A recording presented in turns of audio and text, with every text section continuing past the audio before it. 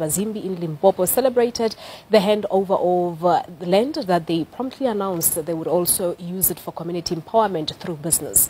This is but one example of what President Jacob Zuma said on the same day in another event, that they will look into this issue and it would be the employment of all the instruments at government's disposal to expedite land reform. Lipjani Maputa is the Regional Land Claims Commissioner from the Commission on Restitution of Land Rights, joining us from our studios here in Johannesburg. Ndate Maputa, good morning and welcome to Morning Live. Morning, Palesa, and morning to you. Thank you so much for coming through. Now, remind us of the work by the Commission of Restitution of Land. The Commission on Restitution of Land Rights, which has been established in terms of the Restitution Land Act 22 of 1994. Its work is to investigate, is to accept claims. In other words, when claims are lodged, the Commission's responsibility is to accept those claims, to investigate the claims in order to find out whether those claims are valid or not. And then, if claims are not valid, to dismiss the claims, in other words, inform the claimants that their claim has not been valid. And also to refer claims where there are disputes of validity between various stakeholders that are affected. It could be the land claimants themselves, the landowners and so forth, to refer those disputes to court for adjudication. All right. And we know that Minister Gugile Nkwinti has previously said that institutional transformation remains one of the most serious challenges that are facing the implementation of the land reform program. So talk to us about the Commission. How do you go about fitting into the implementation of this value chain? Okay. Like we have said, the job of the Commission is to investigate claims and also ensure that claims are settled. Right. So this happens in the context of the broader land reform. In other words, it's restitution taking place in the broader context of land reform. We are restoring rights of people who were dispossessed in the past, and in so doing, we are also contributing to the broader land reform in general in the country. We are a commission, but there are other role players such as the Department of Rural Development, Recap and Development, which is also in the Department of Rural Development and Land Reform, which are also responsible to ensure that once claims have been settled, land can be utilized sustainably. Yeah, because I wanted to ask as to how far the Commission goes after the claims have been completed. Do you still go about and monitor what happens with that land? No, the mandate of the Commission only ends at settlement. In other words, as soon as the Minister approves a claim, as soon as the Minister settles a claim, then the Commission moves out of that claim. So what it basically means is that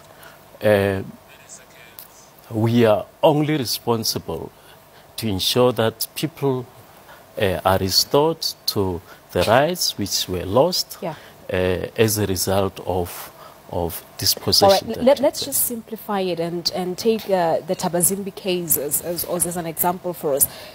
What happens where claims are finalized, like in Thabazimbi? What requirements would have been met to get to that particular state? Okay, what it means is that they lodged the claim, we investigated it, and then found that the claim was valid. And therefore, then we started negotiations with the landowners in order to purchase the land from them and to ensure that eventually the land gets transferred.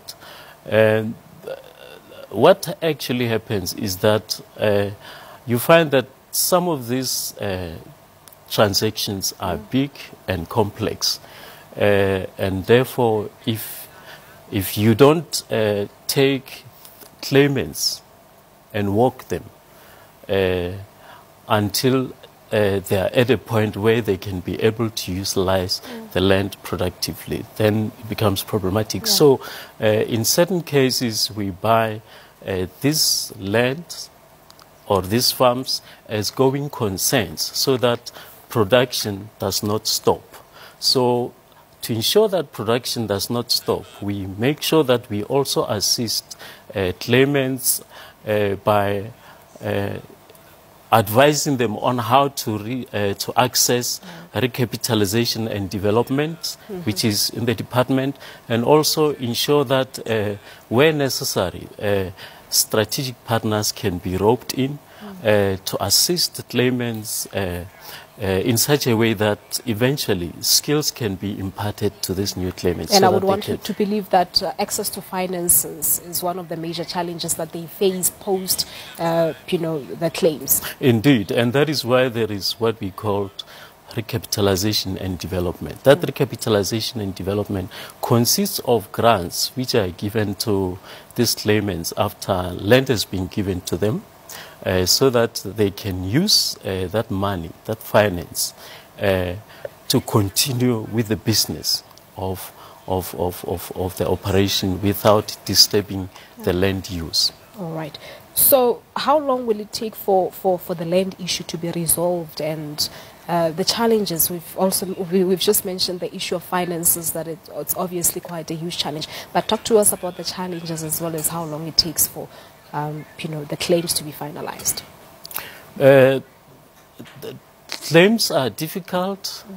In other words, there are claims that are complex. There are those that are simple, just as there are those that are... It differs from one case to the next. Yeah. So the speed at which a claim is settled depends on the complexity of that claim. So what happens is that